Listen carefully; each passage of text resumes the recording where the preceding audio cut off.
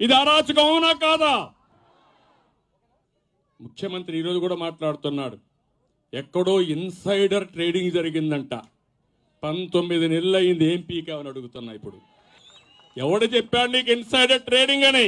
ఒక పక్క నన్ను అంటాడు, నువ్వు ఇంకా భూమి కొనలేదు, ఇల్లు కట్టలేదని. నువ్వు ఇల్లు కట్టావు, ఏం పీకావని అడుగుతున్నా, ఏ ఉద్ధరించావని అడుగుతున్నా. ఇల్లు కట్టావు, మోసం చేశావు, గాలి మాటలు చెప్పారు, ప్రజల్ని మభ్యపెట్టారు. ఈరోజు నీ నిజ స్వరూపాన్ని చూపిస్తావా? మాట్లాడితే కులం అంటావా? ఇక్కడ అంటే నేను ఒక కులంలో పుట్టడం నా తప్ప? ఒక్కొక్కరు ఒక కులంలో పుడతారు. కానీ హైదరాబాద్ను అభివృద్ధి చేశావంటే అక్కడ కులం ఉందని నేను చేయలా. పులివెందలకు నీళ్లు ఇచ్చావంటే కులం ఉందని నేను నీళ్లు ఇవ్వలా. విశాఖపట్నాన్ని అభివృద్ధి చేశావంటే అక్కడ కులం కోసం కాదు, ప్రజల కోసం ఈ విషయం మీరు గుర్తుపెట్టుకోవాలి.